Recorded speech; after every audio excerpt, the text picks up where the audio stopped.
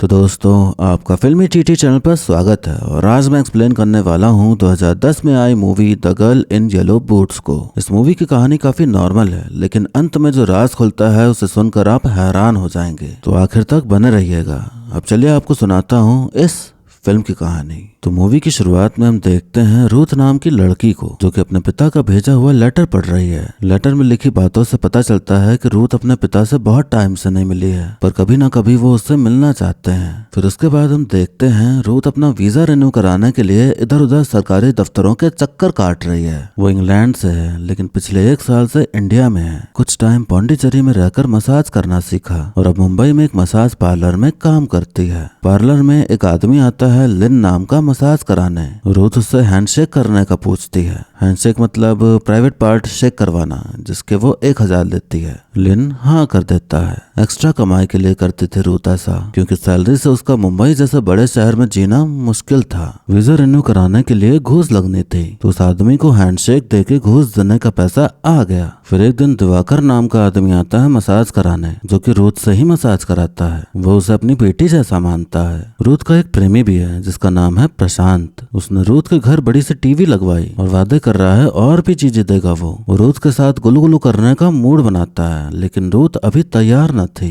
प्रशांत को नशे की लत है। प्रशांत का मूड खराब हो जाता है। कितने टाइम से साथ है और हमारे बीच कुछ हुआ ही नहीं है। रूथ उसका दिल रखने के लिए उसे हैंडशेक देने का बोलती है। हैंडशेक देते देते वो अपने मन की बातें शेयर करने लग जाती है, तो प्रशांत टोक देता है कि बात मत करो, चुप रहो और फील करने दो मुझे। प्रशांत का होना ना होना एक था, क्योंकि वो रूथ की फीलिंग समझता ही नहीं था कभी। प्रशांत को पता है कि रूथ दूसरों को भी हैंडशेक देती है। शेक जॉब हो जाने के बाद प्रशांत किसी से बात कर रहा होता है कि वो चितियापा का माल है। उसने पकड़ लिया तो तुम लोग को जो करना है करो, मैं बस बाहर रहूंगा। वीजा रिन्यू हुआ नहीं था, तो मकान मालिक भी तंग करते रहता था रूथ को। जब पैसे पकड़ा देती तो तंग करना बंद कर देता। रूथ एक आदमी से मिलने जाती है जो कि एम्बेसी में काम करता है। उसका नाम पीटर है। रूथ असल में अपने पिता की तलाश में यहाँ आई है। रूथ के पास अपने पिता की एक भी फोटो नहीं है, क्योंकि उसकी माँ उसके पिता से बहुत नफरत करती है। माँ विदेश में रहती हैं। रूथ की एक बहन थी जो कि सालों पहले गुजर गई। 15 साल की थी वो। रूथ तब बहुत छोटी थी। उसकी बहन ने खुद से खुद की जान ली थी। तभी पिताजी घर छोड़कर चले गए।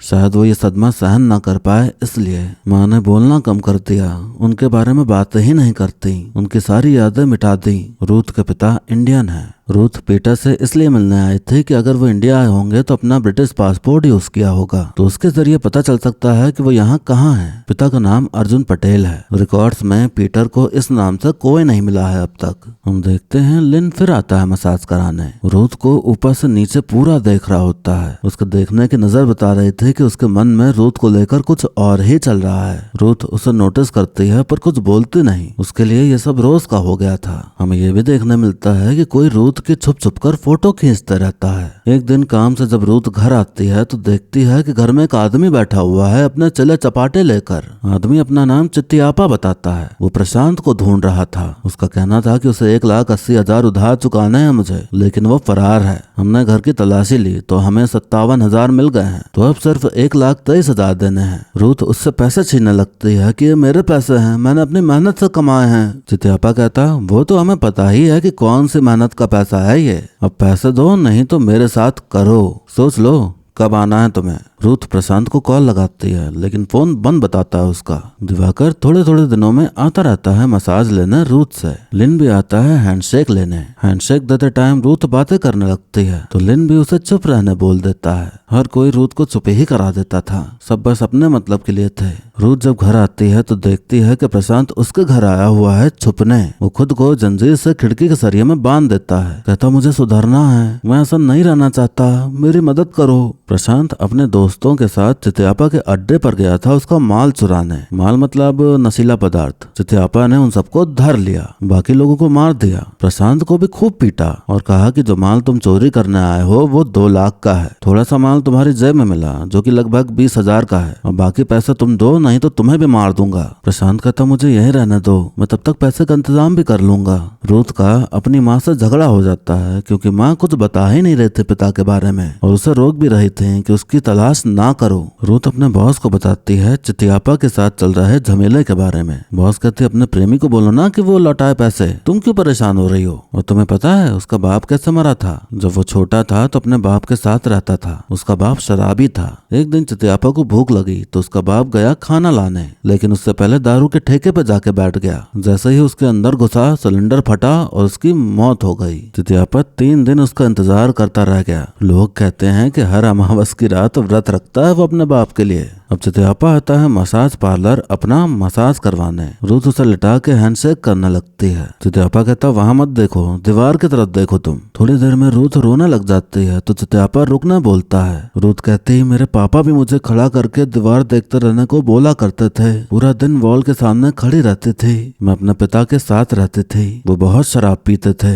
एक दिन घर पे दूध नहीं था तो वो लाने गए। रास्ते में शराब पीने बैठ गए। वो नशा करके गाड़ी चला रहे थे। गाड़ी गैस सिलेंडर ट्रक में जा भिड़ी। धमाके की वजह से उनकी मौत हो गई। ये सुनकर चितियापा को अपने पिता के मरने का सीन याद आ जाता है तो वो काफी ज्यादा इमोशनल होकर रोने लगता है। हैंडशेक लेने की उसकी इच्छा ही खत्म हो जाती है। फिर वो वहां से रोते हुए चला जाता है। ये ट्रिक थी रूथ की उसको भगाने की, उसके पिता के मरने की कहानी याद दिलाकर। प्रशांत ने इतने दिन से नशा नहीं किया था तो पागल हुआ जा रहा था बिना नशे के। खूब उल्टी सीधी बातें बोल रहा होता है वो रूथ को। कहता मैं तो तेरे लिए बस डिस्ट्रैक्शन हूँ ना, इस डिस्ट्रैक्शन के अलावा और कुछ है क्या तुम्हारी जिंदगी में? रूथ कहती देखो मेरी जिंदगी, माँ मुझे संत बनाना चाहती हैं, तुम मेरे साथ बस संभोग करना चाहते हो और बाकी सब हैप्पी एंडिंग्स चाहते हैं। मैं चाहती हूँ कि मेरा भी कोई हो जो कि सिर्फ मेरा हो और उसकी कोई एक्सपेक्टेशंस ना हो मुझसे। मैं चाहती हूँ मुझे भी कोई प्यार करे बिना किसी कंडीशन के। मेरे पिता का लेटर ही है जो मुझे एहसास दिलाता है कि कोई मुझे मिस करता है, मेरी केयर करता है, मुझसे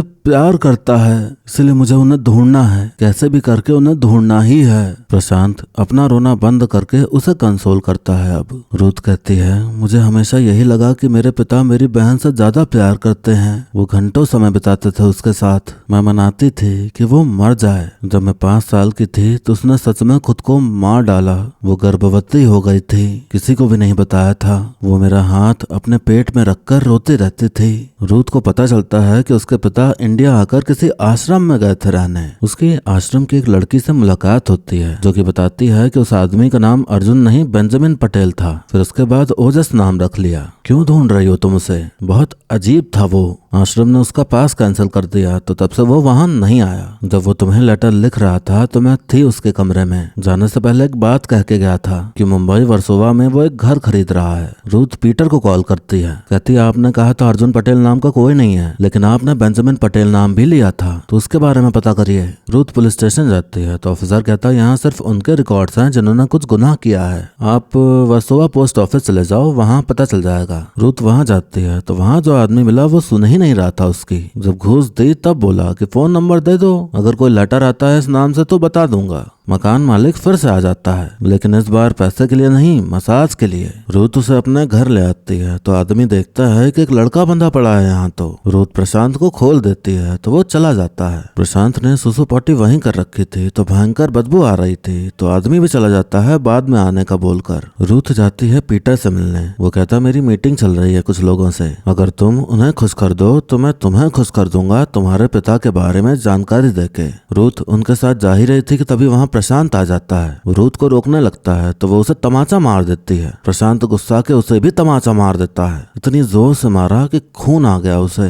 ये तमाशा देख पीटर वहां से चला जाता है। रूथ पार्लर जाती है तो दिवाकर आया हुआ था जो कि उस पर गुस्साने लगता है कि 1,000 रुपए के लिए तुम ये सब करती हो, शर्म नहीं आती तुमको ये सब करते हुए? रूथ अपनी जिंदगी में ऐसे ही परेशान थी तो वो उसको एक्सप्लेन करने के बिल्कुल भी मूड में नहीं थी। अब एक दिन रूथ को पोस्ट ऑफिस वाले आदमी का कॉल आता है। मिल गया उसे बेंजामिन पटेल के घर का पता तो वो पहुंच जाती है वहां पर। बेंजामिन घर पे नहीं था, नौकरानी ही थी। रूथ वहीं वेट करने का सोचती है। वो इधर उधर फोटोज वगैरह देखने लगती है। तभी उसे दिखता है बेंजामिन का ID कार्ड जिसे देख वो बहुत चक्का हो जाती है। उसे एक बॉक्स रखा मिलता है जिसमें रूथ का ही नाम लिखा था। उसमें उसकी ही खूब सारी फोटोज रखी हुई थी जो कि छुप छुप कर खींची गई थी, यानी उसके पिता ही छुप छुप कर उसकी फोटोज खींचते आ रहे थे। वो तुरंत वहाँ से भाग जाती है। वो चित्यापा को फोन करती है उससे एक बंदूक लेने के लिए। रूथ पार्लर जाती है और वहीं रात गुजारने का सोचती है। अगले दिन लिन आता है मसाज कराने और हैंडशेक लेने। रूथ पूछती है तुम यहाँ क्यों आते हो, प्रेमिका नहीं है क्या तुम्हारी? तुम मेरे बहुत लॉयल कस्टमर हो, रोज आते हो तुम तो। क्यों? लिन कहता क्योंकि मैं तुमसे प्यार करता हूँ। रूथ उसके पीठ पर गरम गरम पानी डाल देती है, फिर उसके ऊपर बंदूक तान कर कहती तुम्हें हमेशा से पता था ना, लेटर में क्यों लिखा था कि तुम मुझे मिस करते हो? क्यों लिखा था सॉरी? सॉरी किस बात का? लिन कहता मैं तुमसे प्यार करता हूँ। रूथ कहती क्या तुम इसे प्यार कहते हो? लिन कहता मैंने तुम्हें बहुत याद किया। रूथ पूछती है क्या इसीलिए मेरी बहन ने खुद को मार डाला था? यहाँ राज खुलता है कि लिन ने ही अपनी बेटी को गर्भवती कर दिया था। लिन कहता मैं उससे प्यार करता था। तुम्हारी माँ ने मुझसे शादी ही इसलिए क्यों? क्योंकि मैं एमिली से प्यार करता था। मैंने उससे कहा अबॉर्शन करवा लो, लेकिन तुम्हारी माँ ने उसे डॉक्टर के पास ले जाने से मना कर दिया। अब बताओ इसमें कौन गलत था? रूथ चिल्लाते हुए कहती तुमने एक 15 साल की लड़की के साथ वो सब किया और उसे गर्भवती बना दिया। क्या हो तुमने मेरी माँ से शादी की और एमिली के साथ वो सब करते रहे। लिन कहता मैंने तुम्हारी माँ से शादी इसलिए की क्योंकि मैं एमिली से प्यार करता था, मैं उसके साथ रहना चाहता था। रूथ कहती तुम कितने बड़े हवसी दरिंदे हो, कितने गंदे हो तुम्हें तो मर जाना चाहिए। लिन कहता तुम यहाँ क्यों आई? तुम्हारी माँ ने सब कुछ क्यों नहीं बताया? सब तुम्हारी माँ की गलती है। मैं तो बस तुमसे मिलने आया था, तुम्ही ने मुझसे पूछा हैंडशेक के लिए। रूथ कहती तुम ना कह सकते थे ना। लिन कहता मैं तो तुमसे प्यार करता हूँ। ये सच जानने के बाद रूथ के पास रह ही नहीं जाता कुछ समझने को, बोलने को। उसके बाप को एहसास ही नहीं था कि उसने क्या किया है। उसने जो किया उसे वो गलत लग ही नहीं रहा था।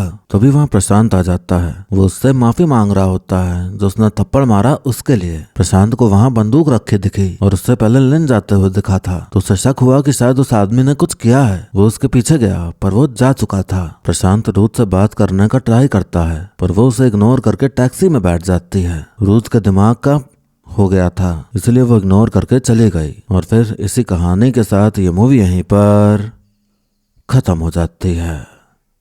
तो दोस्तों हमने देखी एक ऐसी मूवी जिसकी शुरुआत में तो लग रहा था कि शायद ये एक ऐसी मूवी है जहां एक बेटी अपने पिता की तलाश में है, पर जब अंत आया तो सच्चाई खुलने पर दिमाग एक पल के लिए थम सा गया। इस फिल्म की एंडिंग डार्क है और थोड़े पल के लिए घिन टाइप की फीलिंग भी आ सकती है। ऐसी गंदी फीलिंग फील कराने के लिए अनुराग कश्यप जाने जाते हैं। उनकी फिल्में ऐसी ही रहती हैं, पूरी तरह ग्राउंडेड, लगे ही ना कि कोई मूवी है, बल्कि ऐसा लगे कि सब कुछ हमारे आसपास ही का सीन है। तुरंत आने पे ऐसा सच जो आपके दिमाग को थोड़े पल के लिए डिस्टर्ब कर दे। असल जिंदगी की बात करें तो ऐसे केसेस भी आपको देखने मिल जाएंगे जहां वाकई में बाप ने अपनी ही बेटी के साथ शारीरिक संबंध बनाए। तो बेंजामिन जैसे लोग असल दुनिया में भी हैं। कई लोगों के मन में आया होगा कि रूथ ने उसे मार क्यों नहीं दिया। रूथ को जब सब समझ आया तो इतना बड़ा शौक लगा कि अंदर से टूट गई वो एकदम। और जब कोई एकदम टूट जाता है तो उसके अंदर से कोई रिएक्शन नहीं निकलता, बस दूर जाने का मन करता है हर चीज से। किसी को बताने समझाने की भी इच्छा नहीं होती। एक तरह से ट्रॉमा हो गया उसे, जो कि उसके साथ पूरी जिंदगी रहने वाला है। वो आई थी नॉर्मली अपने पिता की तलाश में, मिले तो सही पर एक घिनौने सच के साथ जिसे वो कभी भुला ना पाएगी। एक तो उसे अपने पिता से ही उम्मीद बची थी प्यार पाने की। वो उम्मीद ऐसी टूटी कि अब शायद वो कभी उम्मीद ही नहीं करेगी प्यार पाने की। फिल्मों में अक्सर दिखाया जाता है कि लोग बदला ले लेते हैं अगर कोई कुछ गलत करता है तो, लेकिन असल जिंदगी में अक्सर लोग किसी को मार नहीं डालते हैं बदला लेने के चक्कर में। ज्यादातर लोग ऐसे ही उस सिचुएशन से निकल जाते हैं जैसे रूथ निकली। तो मूवी में एंडिंग रियल रखने की कोशिश की गई है। कभी कभी दिल इतना ज्यादा दुख जाता है इंसान का कि जो गुस्सा होता है वो भी बहुत छोटा लगने लगता है उसके सामने। सबसे ज्यादा शौक रूथ को इस बात का लगा कि उसके पिता को जरा भी एहसास ही नहीं है कि उसने क्या घटिया काम किया है। वो उसको जस्टिफाई भी कर चुका है अपने दिमाग में ये समझकर कि ये तो प्यार है मेरा। मुझे लगता है रूथ की माँ को सच्चाई बता देनी चाहिए थी। रूथ इंडिया आकर इतना स्ट्रगल कर रही थी अपने पिता को मिलने के लिए, अगर वो बता देती तो मसाज पार्लर में जो किया वो कभी होता ही नहीं। वो सीन कभी आता ही नहीं जब अपने पिता को ही उसने हैंडशेक के लिए पूछा था। सच बता देती माँ तो रूथ के मन में अपने पिता के लिए नफरत भर जाती और वो कभी इंडिया आते ही नहीं और शायद उसकी लाइफ थोड़ा और अच्छी होती। इस मूवी में देखने मिला कि अगर कहीं भी कुछ काम करवाना हो तो हर जगह घूस चल रही है, घूस के बिना कोई काम ही नहीं चल रहा। ये मूवी 16 साल पहले आई थी, तब भी ये हाल था और आज भी यही हाल है। जब ये मूवी रिलीज हुई थी तो बहुत बुरी तरह फ्लॉप हुई थी। अब इसे way ahead of its time माना जाता है, यानी ऐसी मूवी की आज के दिन रिलीज हो तो भी फील ना हो कि ये इतनी पुरानी मूवी है। एक बात मेरे मन में आई कि क्या बेंजामिन की नौकरानी ने उसको बताया होगा कि एक लड़की आई थी घर पर। रूथ अपनी फोटोज बॉक्स के बाहर ही छोड़कर चली गई थी, तो उस पर भी तो नजर पड़ी होगी ना बेंजामिन की। तो क्या ये जानते हुए भी कि वो उसके घर आई थी वो फिर भी मसाज कराने आया? अगर ऐसा है तो फिर तो मानसिक तौर पर खिसका ही हुआ था बेंजामिन। और अगर ऐसा नहीं है तो यहाँ हम राइटर डायरेक्टर की गलती ही मानेंगे और इसे लूप होल माना जाएगा। एक्टिंग की बात की जाए तो मूवी में मौजूद सभी जितने भी कलाकार हैं सब एक से एक कलाकार हैं, अपनी फील्ड के ये मंजे हुए खिलाड़ी हैं, तो खराब एक्टिंग की कोई गुंजाइश ही नहीं है। और कुछ तो बताने को रहा नहीं, तो वीडियो को यहीं पर खत्म करते हैं। लेकिन जाने से पहले आप कमेंट करके बताइए कि आपको मेरा वीडियो कैसा लगा। अच्छा लगा हो तो लाइक कर दीजिए और नहीं अच्छा लगा हो तो डिसलाइक का भी ऑप्शन आपके लिए मौजूद है। ऐसे ही मेरी आवाज में मूवी सीरीज का एक्सप्लेनेशन देखते रहने के लिए चैनल को सब्सक्राइब कर लीजिए, ताकि आने वाली वीडियोस की खबर आप तक तुरंत पहुंच जाए। बाकी मिलते हैं अगली वीडियो में, तब तक के लिए टाटा बाय बाय और नमस्ते।